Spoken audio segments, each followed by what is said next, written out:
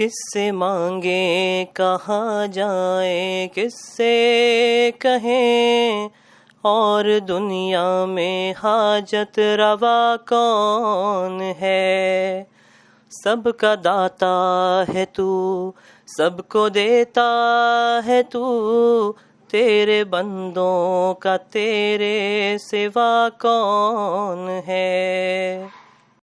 الحمدللہ نحمده ونستعینه ونستغفره ونؤمن به ونتوکل علیہ ونعوذ باللہ من شرور انفسنا ومن سیئات اعمالنا، من يهد الله فلا مضل له ومن يضلل فلا هادي له، ونشهد ان لا اله الا الله وحده لا شريك له، ونشهد ان سيدنا ومولانا محمدا عبده ورسوله. اعوذ باللہ من الشیطان الرجیم، بسم اللہ الرحمن الرحیم. قال اللہ تبارک اللہ تعالی فی القرآن المجید، لقد كان لكم في رسول الله أسوة حسنة. وقال الله عز وجل، من عمل صالحا من ذكر أو أنثى وهو مؤمن فلنحيينه حياة طيبة ولنجزينهم أجرهم بأحسن ما كانوا يعملون. وقال النبي صلى الله عليه وسلم، قد أفلح من أخلص قلبه للإيمان وجعل قلبه سليما ولسانه صادقا ونفسه مطمئنة وخليفة مستقيمة وجعل أذنه مستقيمة عند وعينه ناظرة، أو كما قال عليه الصلاة والسلام. ہر ابتدا سے پہلے ہر انتہا کے بعد ذات نبی، ہر ابتدا سے پہلے ہر انتہا کے بعد ذات نبی بلند ہے. ذات خدا کے بعد دنیا میں جس قدر احترام کے قابل ہیں لوگ، میں سبھی کو مانتا ہوں مگر مصطفیٰ کے بعد. السلام علیکم ورحمۃ اللہ وبرکاتہ. میرے محترم بزرگوں، دوستوں اور دینی عزیز بھائیوں، آج کا یہ تاریخی دن جس کو دنیا 12 ربیع الاول کے نام سے جانتی ہے. 12 ربیع الاول ہمارے معاشرے، ہمارے ملک اور خاص کر بر صغیر میں باقاعدہ ایک جشن اور تہوار کی شکل اختیار کر گئی ہے. جب ربیع الاول کا مہینہ آتا ہے تو سارے ملک میں سیرت النبی اور میلاد النبی صلی اللہ علیہ وسلم کا ایک سلسلہ شروع ہو جاتا ہے. ظاہر ہے حضور نبی کریم صلی اللہ علیہ وسلم کا مبارک تذکرہ اتنی بڑی سعادت ہے کہ اس کے برابر کوئی سعادت نہیں ہو سکتی. لیکن مشکل یہ ہے کہ ہمارے معاشرے میں آپ کے مبارک تذکرہ کو اس ماہ ربیع الاول کے ساتھ، بلکہ صرف 12 ربیع الاول کے ساتھ مخصوص کر دیا گیا ہے. اور یہ کہا جاتا ہے کہ چونکہ 12 ربیع الاول کو حضور نبی کریم صلی اللہ علیہ وسلم کی ولادت ہوئی، اس لیے آپ کا یوم ولادت منایا جائے گا، اس میں آپ کی سیرت اور ولادت کا بیان ہوگا. میرے بزرگوں، ربیع الاول وہ مبارک مہینہ ہے جس میں رب العالمین نے محسن انسانیت پیغمبر اعظم صلی اللہ علیہ وسلم کو رحمت مجسم بنا کر اس خاکدان عالم میں بھیجا. آپ صلی اللہ علیہ وسلم نے اپنی روشن تعلیمات اور نورانی اخلاق کے ذریعے دنیا سے نہ صرف کفر و شرک اور جہالت کی محیط تاریکیوں کو دور کر دیا، بلکہ لہو لعب، بدعات اور رسومات اور بے سروپا خرافات سے مسخ شدہ انسانیت کو اخلاق و شرافت، وقار و تمکنت اور سنت و شریعت کے زیور سے آراستہ و پیراستہ کر دیا. ایسے وقت میں پیارے نبی کریم صلی اللہ علیہ وسلم کی وسعت ہوئی جب انسان انتہائی سنگ دل اور درندہ صفت بن چکا تھا. اپنی زندہ بچی کو زندہ درگور کر دیتا تھا، اگر زندہ بھی رکھتا تھا تو اسے منحوس تصور کیا جاتا تھا. اون کے کپڑے پہنا کر بکری چرانے کی خدمت لی جاتی تھی. یقیناً پیارے آقا صلی اللہ علیہ وسلم نے خواتین کو معاشرہ میں عزت دیا. عورت ماں ہے تو اس کے قدموں تلے جنت قرار دیا. ہمارے پیارے آقا صلی اللہ علیہ وسلم کا جس قدر احسان ادا کیا جائے کم ہے. اللہ نے بھی نبی کی بعثت کو مومنین پر احسان سے تعبیر کیا ہے اور کہا ہے کہ میرے خزانے میں سب سے بیش قیمت چیز جو تھی وہ بھی میں نے تم کو دے دی. کسی شاعر نے کہا تھا کہ نبی کا نام آیا تو جھوم گئے اور کام آیا تو گھوم گئے. میرے بھائیوں، اس محسن اعظم کا حق تو یہ تھا کہ ہمارے قلوب ہر لحظہ اس کی عظمت و احترام سے معمور ہو اور ہمارے دلوں کی ہر دھڑکن ان کی تعظیم و توقیر کی ترجمان ہوتی، اور ہمارا ہر عمل ان کے اسوہ پاک کا نمونہ و حرکت سکون ان کے سنت مطہرہ کی تابع ہوتا. گویا ایک مسلمان کی مکمل زندگی سیرت رسول اللہ صلی اللہ علیہ وسلم کی تذکار اور اخلاق نبی صلی اللہ علیہ وسلم کی جیتی جاگتی تصویر ہونی چاہیے. نہ یہ کہ دیگر اہل ادیان ملل کی طرح ہم بھی اس نبی برحق صلی اللہ علیہ وسلم کی یاد تذکرہ کے لیے چند ایام کو مخصوص کر لیں اور پھر پورے سال بھولے سے بھی ان کی سیرت و اخلاق کا ذکر زبان پر نہ لائیں. بلا شبہ آپ صلی اللہ علیہ وسلم کا تذکرہ اور آپ صلی اللہ علیہ وسلم کی یاد، آپ صلی اللہ علیہ وسلم کی یاد میں زندگی جتنے لمحات بھی گزر جائیں وہ ہمارے لیے سعادت اور ذریعہ نجات آخرت ہیں۔ لیکن کہ آج رسول عربی صلی اللہ علیہ وسلم فدائے وحی ابی و امی کے نام لیوا اور اس کے عشق محبت کے دعوے دار ماہ ربیع الاول میں میلاد النبی صلی اللہ علیہ وسلم کے دل نشین نام پر گلی کوچوں چوراہوں کو سجایا جاتا ہے اور مسجدوں کو ویران کیا جاتا ہے، ان سب کو دیکھ کر روح تھرا اٹھتی ہے اور کلیجہ منہ کو آنے لگتا ہے۔ ہماری عقل پر صم بکم عمی فہم لا یرجعون، اللہ تعالیٰ نے ہمارے دلوں پر پردے ڈال دیے ہیں، آنکھوں پر، دلوں پر، کانوں پر کچھ دکھائی نہیں دیتا، کچھ سنائی نہیں دیتا۔ میرے بزرگوں، عزیز بھائیوں، ملت اسلامیہ کی یہ گلی اور کوچے برقی قمقموں سے منور اور خوشنما جھنڈیوں سے سجائے جاتے ہیں، 4 اور 6 گھنٹے حضور صلی اللہ علیہ وسلم کے نام پر جلوس میں گزار دیے جاتے ہیں، مگر اسلام کے رکن اولین نماز کا خیال تک نہیں آتا۔ میلاد النبی کے ان جلسوں اور جلوسوں میں فکر ننگ و ناموس سے بے نیاز ہو کر مردوں اور عورتوں کا جس طرح اجتماع و اختلاط ہوتا ہے، عہد جاہلیت کا جشن و روز بھی اس کے آگے ماند پڑ جاتا ہے، اور قوم ملت کا اس قدر سرمایہ ان سطحی اور غیر شرعی مجلسوں کی زیبائش اور آرائش پر صرف ہوتا ہے کہ اس کا اندازہ بھی دشوار ہے۔ محسن کائنات صلی اللہ علیہ وسلم کی عشق کے مدعیوں، ذرا کچھ تو غور کرو، ہوش سے کام لو، اور دعوی محبت یکسر فریب ہے جو اطاعت و اتباع سے خالی ہو۔ تم جب زبان سے محبت رسول صلی اللہ علیہ وسلم کا دم بھرتے ہو، مگر تمہارے طور طریقے اور اعمال و اشغال تعلیمات رسول ہدایت محبوب صلی اللہ علیہ وسلم کے سراسر خلاف ہیں۔ ہادی اعظم صلی اللہ علیہ وسلم نے بالکل آخری وقت میں جبکہ نبض ڈوب رہی تھی اور نزاع کا عالم طاری تھا، تمہیں نماز کی وصیت فرمائی تھی۔ غیر محرم عورتوں سے اخلاق تو دور بڑی چیز ہے، ان کی جانب نظر اٹھانے کو بھی آپ صلی اللہ علیہ وسلم نے دین و ایمان کی ہلاکت قرار دیا تھا۔ بھیجا اسراف و فضول خرچی سے تمہیں بعد رہنے کی موقع ہدایت کی فرمائی، لیکن آج انہی کے نام پر جو تم یہ سب کچھ کرتے ہو جس سے تمہارے محسن نے روکا تھا۔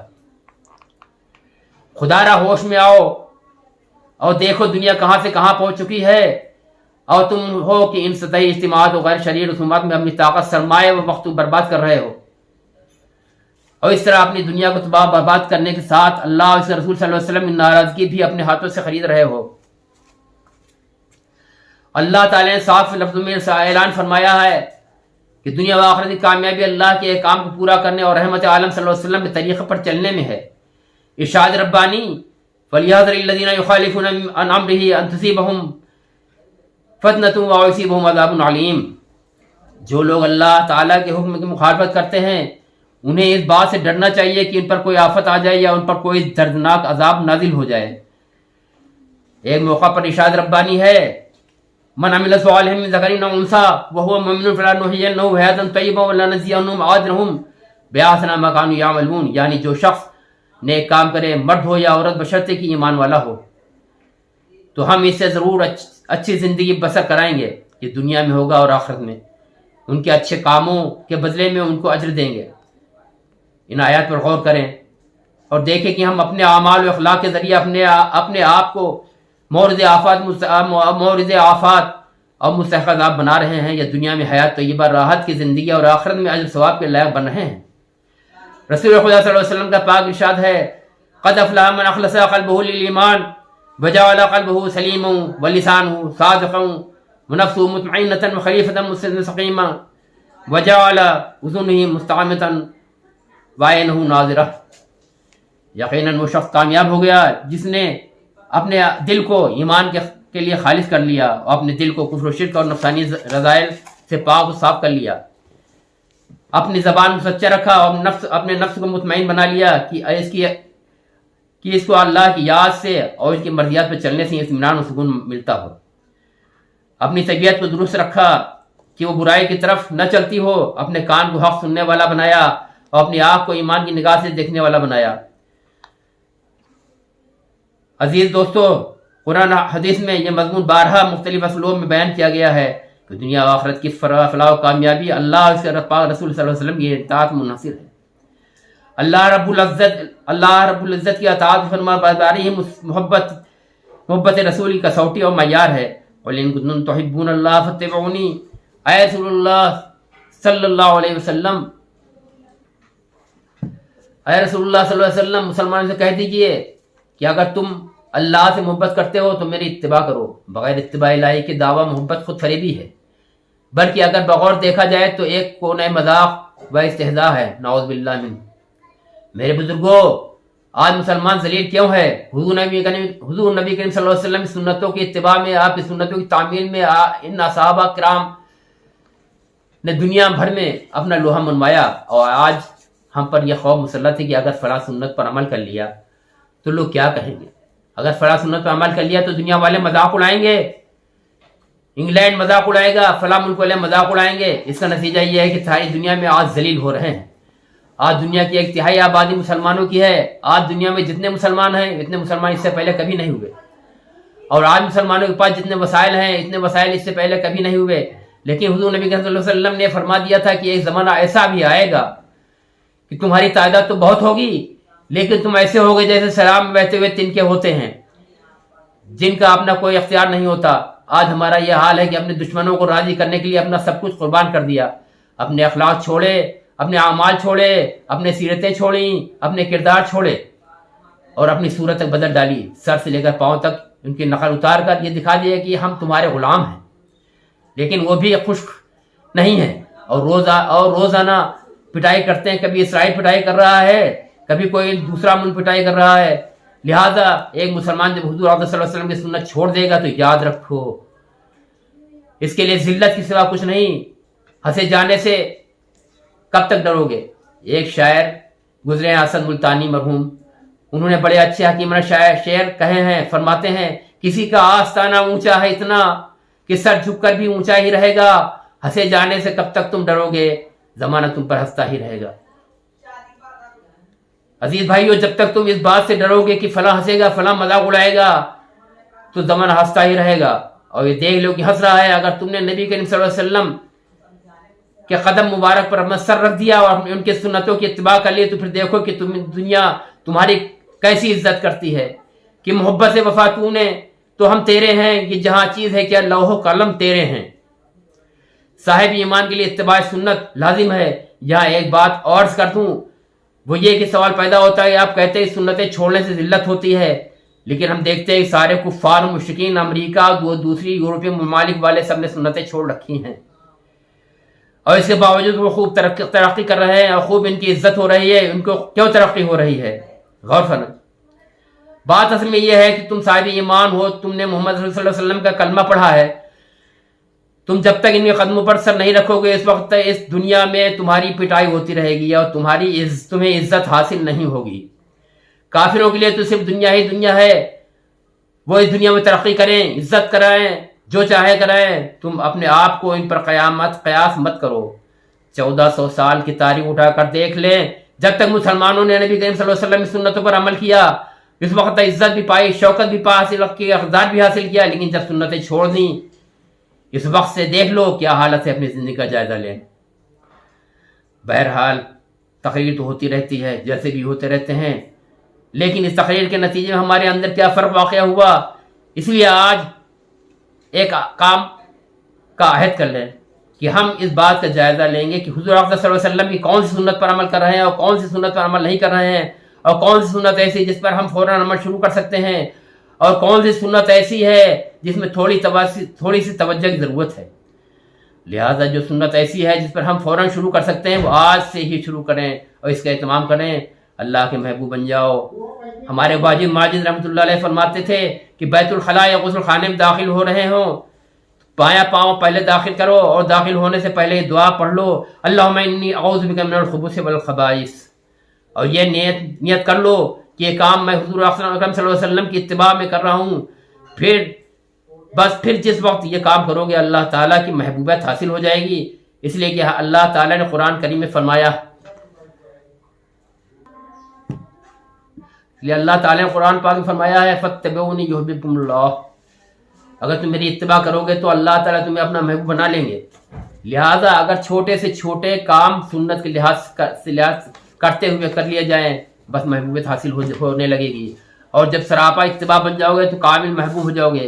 آپ صلی اللہ علیہ وسلم کی سنتوں پر کتاب چھپی ہوئی ہے اسوہ رسول اکرم صلی اللہ علیہ وسلم، وہ کتاب سامنے رکھ لیں، ایک ایک سنت دیکھتے جائیں اور اپنی زندگی میں داخل کرنے چلتے ہیں اور اپنا محاسبہ کرنے، پھر دیکھو گے انشاءاللہ ان سنتوں کا کیسا نور حاصل ہوتا ہے، اور پھر تمہارا ہر دن سیرت النبی صلی اللہ علیہ وسلم کا دن ہوگا اور ہر لمحہ سیرت النبی صلی اللہ علیہ وسلم کا لمحہ ہوگا۔ میرے بزرگوں بھائیوں، اگر تم باپ ہو تو یہ دیکھو کہ فاطمہ کے باپ صلی اللہ علیہ وسلم کیا کرتے تھے، اگر تم شوہر ہو تو دیکھو کہ عائشہ اور خدیجہ کے شوہر صلی اللہ علیہ وسلم کیا کرتے تھے، اگر تم حاکم ہو تو دیکھو مدینہ کے تاجدار حاکم صلی اللہ علیہ وسلم نے کس طرح حکومت کی، اگر تم مزدور ہو تو یہ دیکھو کہ مکہ کی پہاڑیوں پر بکری چرانے والے مزدور صلی اللہ علیہ وسلم کیا کرتے تھے، اگر تم تاجر ہوتے دیکھو سرمایہ کار صلی اللہ علیہ وسلم نے شام کی تجارت میں کیا طریقہ اختیار فرمایا۔